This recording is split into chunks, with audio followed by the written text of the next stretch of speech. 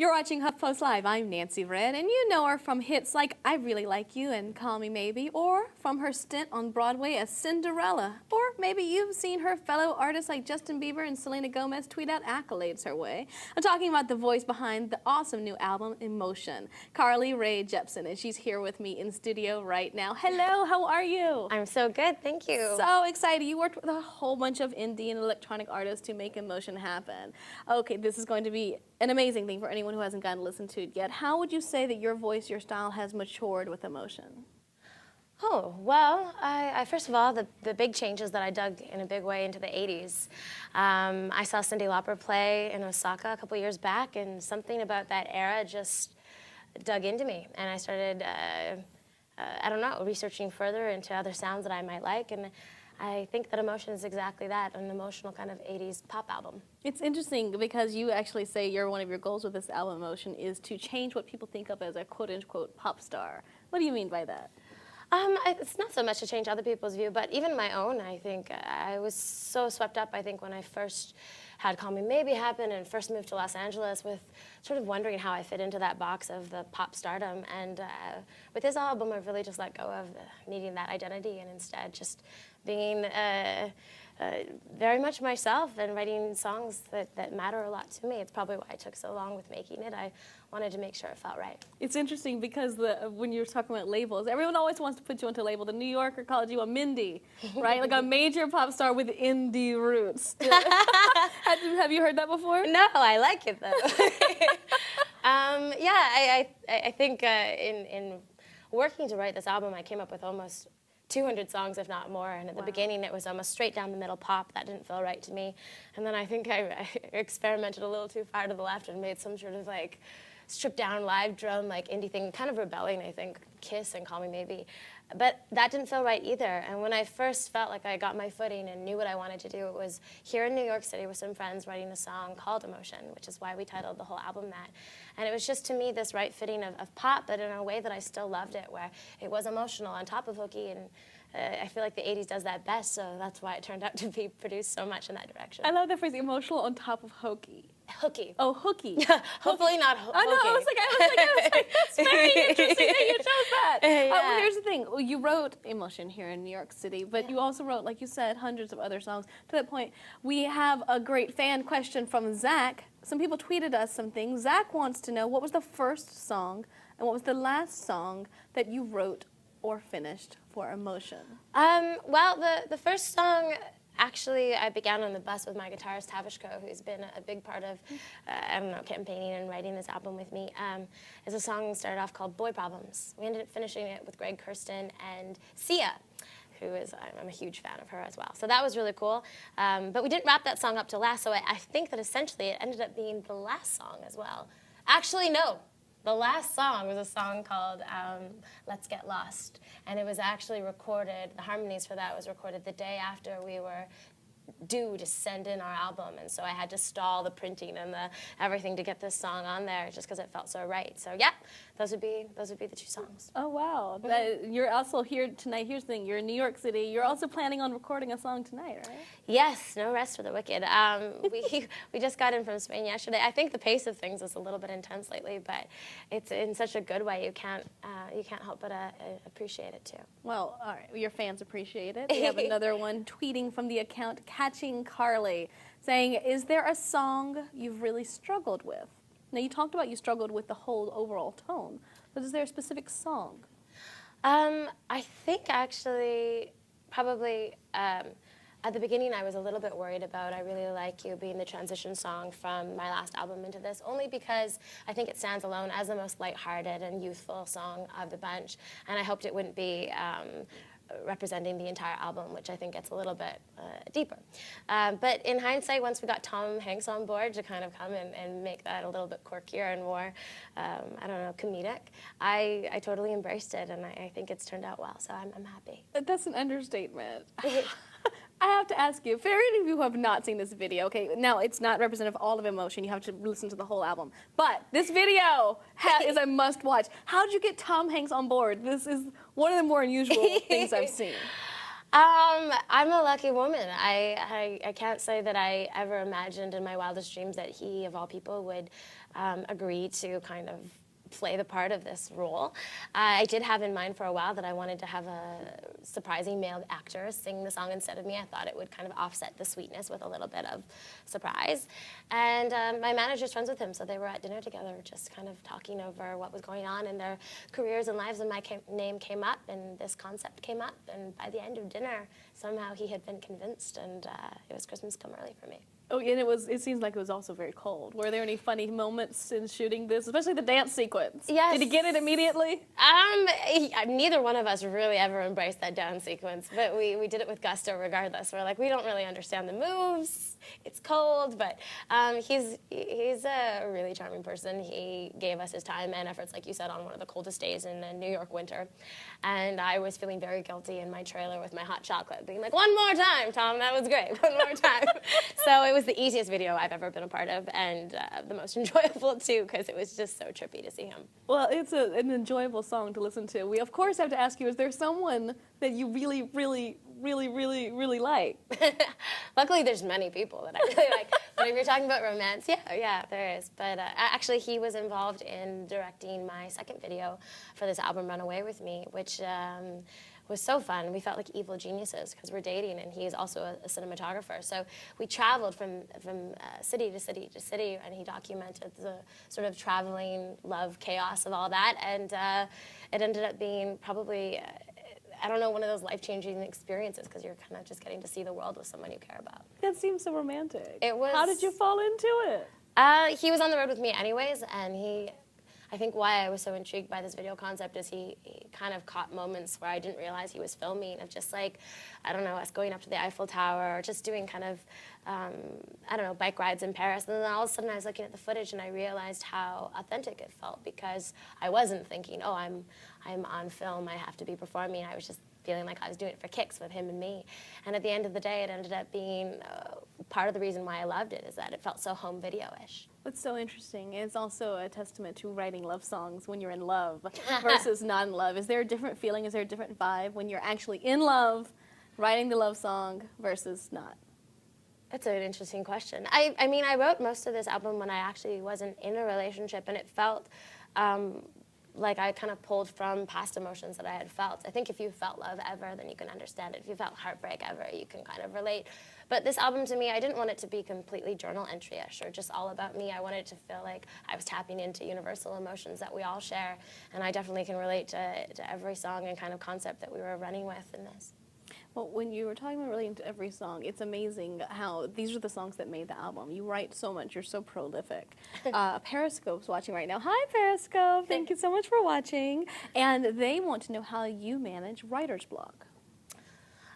Well, it's interesting because I kind of chuckled when you said prolific, because it's true. I do write a lot, but that doesn't mean they're all good.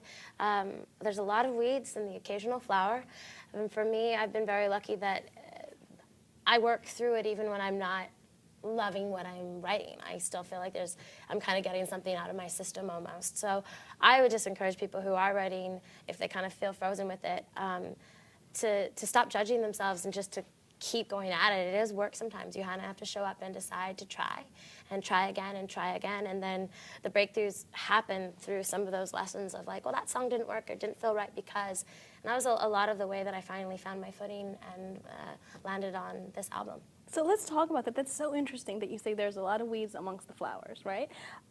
And it's so difficult. Who helps you to figure out what's what? So when you're looking at wonderful songs with the lyrics like Call Me Maybe or I Really, Really, Really Like You or so many others, how do you or your team decide what's weeds and what's flowers? Well, I think that there's definitely songs that I'm passionate about regardless, and I feel like I'm hooked into this and I'm going to fight for this regardless if someone gets it or not.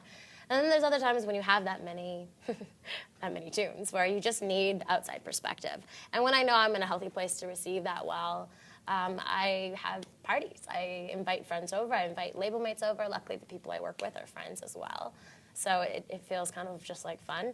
And I pour wine, I make appies, and we listen and we debate, and it becomes very passionate. And people kind of even who are out of town, like my family from Canada, I'll send them little drop boxes, and I'll get like reviews of like a 5-star rating from my sister, or like my brother actually writes up like little 3-sentence reviews per song, and he did that for like 60 of them, which I couldn't believe. So I have a really strong support team, and very, very people who don't hold back, which I really value actually, because it helps kind of narrow it down to hopefully a strong 17. So pre-party, pre-appies, were there fewer realies in I Really Like You? No, actually, that hook was one of those magic moments. I walked into a studio with Peter Svensson, who actually wrote all the songs for the Cardigans. So immediately I have trust in him, because Love Fool is like my favorite song of the 90s. And he says to me, you know, since I've never met you before, but since I have, I've got this thing. It's like a little like youthful, but I feel like it could be spun flirtatiously if we tried it. And he sings, I really, really, really, really, really like you. And I'd been walking around for a week prior to that with this little hook, and I want you, do you want me, do you want me to? So we literally sang it to each other within the first 10 minutes of meeting, and then felt like, well, it's lighthearted, it's sweet, let's make the verses a little saucy. And so we did, and it was, but I can't take credit for that part. That was Peter. Oh, well, it's also Kismet, though. Yes, we were like, the stars aligned. No, and actually that's one of those songs where you turned it in with a bunch, and you feel every once in a while like a song raises its hand. I was getting like midnight phone calls from my management label being like, where have you hid this from us? I'm like, I don't know. And I can never tell. I really don't have an ear for a single versus a non-single song. Even with Call Me Maybe, I can remember debating very passionately that we should roll with a different song first. So I don't pretend to know what I'm doing in that area. I just write, and I try not to think too much about other things. Did the song come out that you wanted to roll with first? Actually, in hindsight, yes. I think at the time I probably was in a feeling of rebellion where I wanted to put something completely different out. But I think it is smart to have a kind of transitional song, and I think that it ended up being something really joyful for me, like I said, with Tom. And also, we put an 80s spin on the whole thing to really match the rest of the record, and I'm happy with it, yeah. Well, another fan has left a recorded video question. This is from Bella Blackney. Let's see what she wants to know. Hi, Carly. My first question is, what are you most excited about for the Give Me Love tour? Oh, well, I'm so pumped about that. It's one thing to write the songs and kind of have them out there. It's a different thing to get to go and actually perform them live. It feels like such a celebration. And the band boys and I are just kind of loving this whole round in a different way, because we've taken time to rehearse it and really get the show up to snuff there in LA together. And we have some new things. We have sax solos, we have different instruments, we have 2 backup singers who are the sexiest little kittens you ever did meet. And it's going to be a night of the 80s. And I hope you come kind of ready to embrace that and hopefully dance and sing with us. All right, Periscope wants to know, if you had to pick one, large venue or intimate coffee shop? I think that you can't really pick. They're both so different. It's almost like Broadway or performing your own music. People ask those questions, and it's such a different treat to get to do both. I think when it's an intimate setting, you get to start telling about a bit more storytelling about the album and the songs and why you wrote them and where you're at. And that feels really kind of special. And I think when it's a big stadium, it's more of a celebration. You kind of are just bouncing around. You're becoming your most animated self. And it's a bigger performance. But I love both. I couldn't say that there's one I prefer over the other. A happy balance, if I could have my way. Well, you like this intimate couch, don't you? You complimented it. You said that it was a great couch. I think you have a beautiful couch taste. Yes, you can come shopping with me when I decorate my place. So what is your best intimate coffee shop story that you get to tell that you don't normally get to tell when you are on the large stage with the set after set after set all planned out? Oh, well, I think I like talking about sort of how the songs were created and what was going on. I'm trying to think of a particular one. Okay, well, there was a song I did with Rostam from Vampire Weekend on this album, and it's a song called Warm Blood. And it's funny because it began back in the day in Canada with a couple of friend writers of mine. And essentially it was a song called Warm Love. Warm love feels good. It's about intimacy and kind of showing someone your dark and ugly side as well as your pretty side if you're really going to be truly in love and truly yourself. And it was funny because I had never really met Rostam from Vampire Weekend, but on my drive there, my father's on speakerphone in the car. I'm like, what are you doing today, car? I'm like, I'm going to work with this guy from Vampire Weekend, and we're going to make this song. And at the end of the session, during the session, I sang this idea to Rostam, and he's got these new chords for it. And he had thought that I had said, warm blood feels good. But somehow, once we had kind of caught on to that, it felt creepy in the best, darkest way. and it still felt intimate, so we kind of worked the song around that.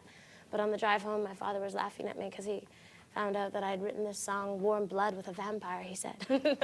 He doesn't know, of course, the band or any of the specifics, but it was really endearing. I was like, no, Dad, I didn't write with a vampire tonight. That's a big heart for Dad. Okay, Yeah. that's just so sweet. Yeah. And when we're looking at this, we're looking at that obviously you've got this huge supportive family, but Periscope wants to know, they want to know what artist inspires you the most and supports you the most? I find Dev Hynes to be extremely inspiring. He was a big part of this album as well, not just for his own projects, but for the work he's done with Solange and other people who I admire in such a big way. I also think Cyndi Lauper has just got the longevity behind her, and just she changes so much in her writing and in her focus of what her career is going to be, whether it's writing for Broadway or for her own projects. And I think meeting both of those people face to face and just seeing how genuinely kind they are and creative, and I find that so inspiring. It's interesting. It's like serendipity. You have these people that come into your life at the exact right moment to make the exact right music and to even sometimes promote it. Like, for example, when Justin Bieber and Selena Gomez, when they just tweeted it out to like their combined like 25 million followers, did you know they were going to do that? Your life was probably going to change a little bit instantaneously? No. If I had known it, I probably would have been hiding under a rock. It was a lot at once. It was very exciting, but also like life-changing. I can even remember when Justin posted the video on, I don't know, somebody linked it to my Facebook, and I remember looking at it and not knowing for sure if it was him or if it was someone who just looked a lot like him. I had to call my sister and be like, can you check my Facebook out and let me know if that boy looks like Justin Bieber or is? And when she called me back, she was just in hysterics. I'm like, okay. It's him, oh my goodness. And just as we kind of were predicting, it kind of all of a sudden got a little bit of attention. But we didn't know after that it was going to actually be that first thing that broke me out of Canada. And I'm so grateful to him and just Lena and everybody for that. It's one of those things you don't really know how to ever pay back. See, I think there's an underground Canada love thing going on. Maybe. You know, it's fantastic because you guys have some amazing artists. Yeah, and you keep putting out amazing art and changing things up. Ryan Buxton actually wants to know, he's watching. Carly, what's your take on the new music from your friend Justin Bieber and his efforts to change his image after a troubled few years? Well, I love his new music. I think it's probably my favorite stuff that I've heard from him so far. And I mean, as artists in this business, young or old, you're always constantly developing and changing as we go. And I just think that the direction he's taken is totally up my alley. I love it. As far as his image and all that stuff goes, I really don't pay attention to media and people's kind of perception of people who I know on a personal level, just because I don't think that you can really fairly buy into that and sincerely have a relationship with them. I think you've got to judge it on a face-to-face basis. And I have nothing but good things to say about him. It's totally true. You cannot judge anyone until you know them. And so one person that we all want to get to know a little bit more, anyone who's seen this video, I'm sure you agree, is Holden from the Call Me Maybe video. Okay? Now, of course, it did not work out in the actual film, in the actual music video, but did you ever get romantic together, maybe? No, not at all. He's a sweetheart, but that's as far as it goes, yeah. Well, he's also an artist. He's a rapper, right? Is there any hope of collaborating with him in the future? Oh my gosh, is he actually doing rapping right now? That is amazing. We haven't been in touch in a really long time. I remember on the day of, he was showing us little like clips of stuff, but he was mostly doing modeling at the time. That's kind of funny and awesome to know. Yeah. Good for Holden. No, so it's interesting because it was such a wonderful video, and it was such a great example of do not judge a book by its cover, not just in this, but emotion is so phenomenal, and that's one of the best things about you being here. Many people were like, oh, it must be a one-hit wonder. Was that ever a fear for you that that was just going to be it? And then meanwhile, here you are with an album of 17 even more amazing songs. Oh, well, thank you for saying that. I'll be honest, yeah, there was definitely a moment where it felt a little bit like, wow, this song is so, it's working, stop working, because we're just trying to put out the next single, and there was so much attention to this one thing that we almost couldn't beat it.